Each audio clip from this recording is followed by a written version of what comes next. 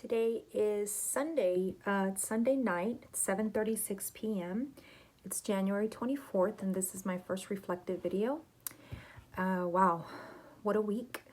I wanted to do my video earlier during the weekend, but I've just kind of been doing a lot of thinking and just kind of doing a lot of reflecting about what went on this week. It was a super exciting week. I feel really tired. I feel a little bit emotionally drained. I think I knew it would be hard to get back into the swing of things in school, but I wasn't prepared for how emotionally exhausted I would be, trying to juggle the house and the school life again and devoting many hours to my study. And so I wanted to do a video because I want to go back and see myself, today versus, fast forward 8 weeks. Super exciting. I think Rachel said it best when she said that she felt a real high from being in the classroom and being able to work with all our classmates.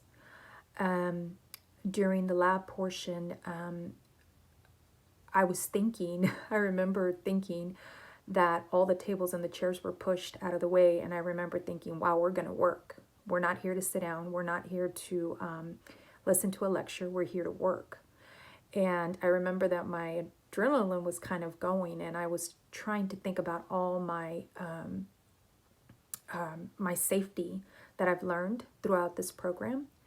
And I was thinking, that was what I was thinking. I was thinking, okay, Brenda, you may not remember a lot of things and you may not know a lot of things, but I want you to really work on safety while you're here. That is one thing that I really wanted to work on this semester, was not only safety for when I'm working with my classmates, but also safety for myself, safety in my body mechanics, safety in my environment.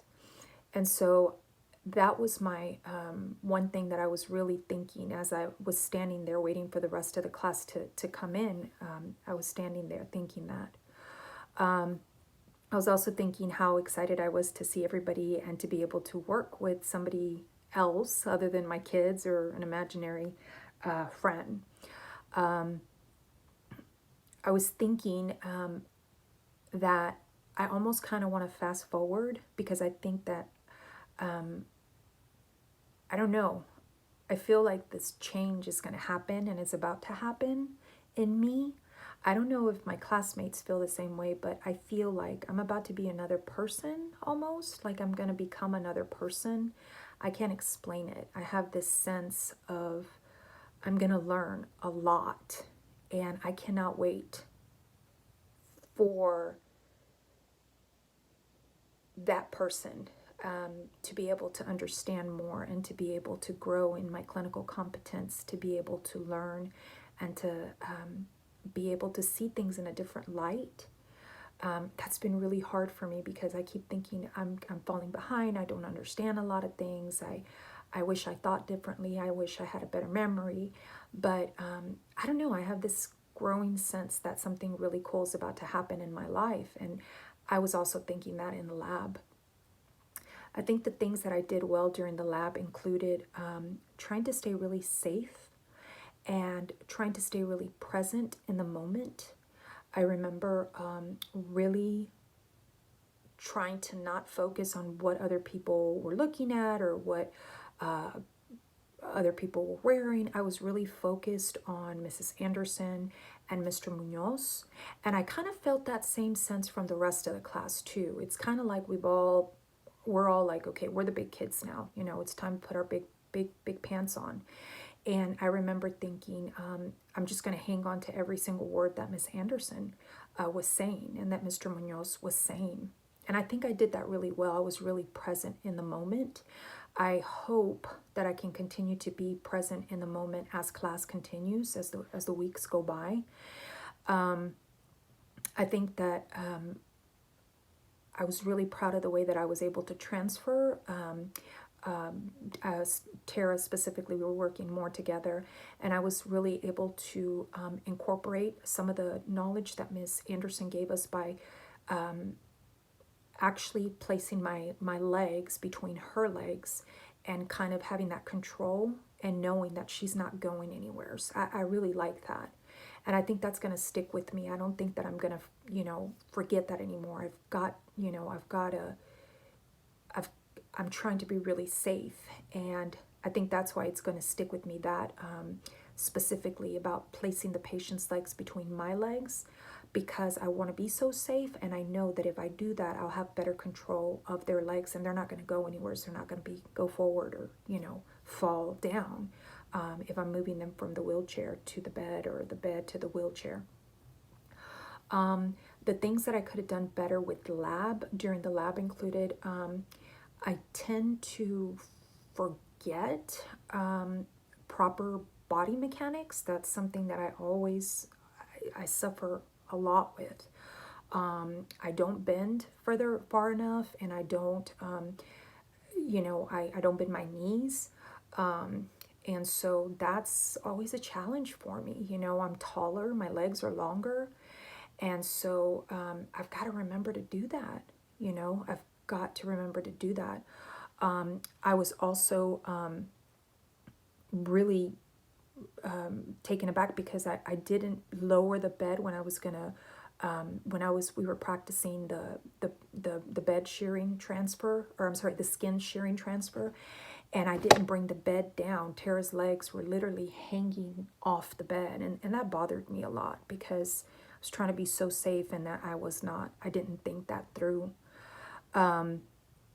Today I learned how to use a blanket, how to roll my patient very carefully onto the blanket, roll them towards me, get the blanket placed tucked nice behind them, behind their legs, then roll them back towards the center, and then was able to practice that several times. And I felt real comfortable once the patient was safely on the blanket, actually, asking permission to put my knee on their bed and helping them to sit up. I also learned that I really want and I need to make sure that I'm giving my client the just right challenge and not trying to do all the work myself, because that's something that I need to work on. Even when I'm moving, I need to remember that.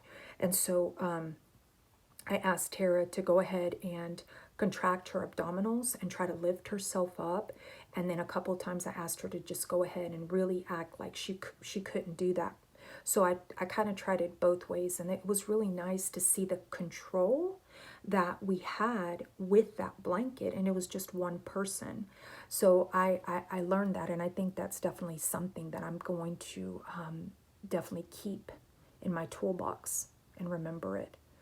The next lab, I know what I'm going to try, and that is definitely activity analysis, because during our time to present, Tara and I, we were working on joint stability for her left arm, and so we had this whole thing worked out, but we didn't do the actual analysis of the activity, and it really bothered me. I think it bothered both of us, but, once Miss Anderson saw how it played out, she was able to say to me, or to all of us, she said, try it, see what would happen if you put the buckets and the ball had to be on the left side instead of the right side. And as soon as I did it, I felt, how much more joint stability in the GH joint that would require of my client. And we automatically put it on the right side of the body. So that she was throwing with her right side, and the bucket was in front of her on her right side. And we thought it through, but had we done the analysis, we would have seen how much more Tara's left GH joint, how much more joint stability that required had we had her short sitting on that bed, had that her hand, safely down on the bed, and had we put that bucket on her left side, it would have required for her to actually place more, pressure down on the bed. So for myself, I know I'm definitely going to definitely need to remember that I need that is why you know, we are what we are and what we do, and we need to analyze that activity, the entire activity, the whole way through.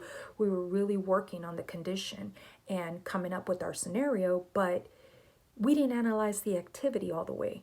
And so that's definitely something that I would be trying. I'm going to work on. I really am more. I'm really interested in learning more ways to be able to safely transfer patients. I really want to work. I really see myself working with the elder generation.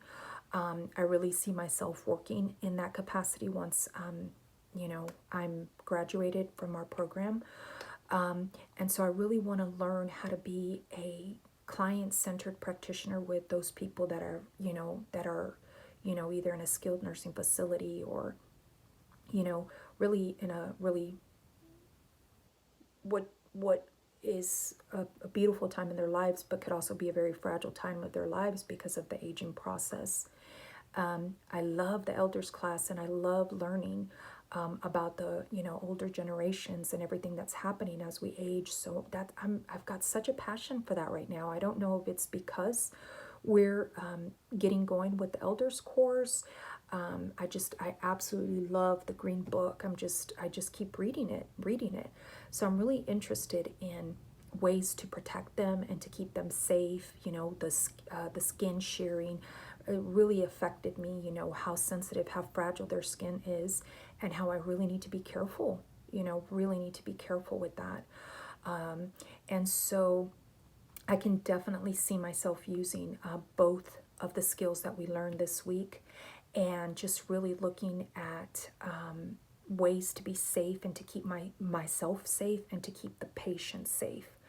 I'm so excited to be in, to be able to be in the classroom, because I really do feel that, we have a lot to make up for and catch up on.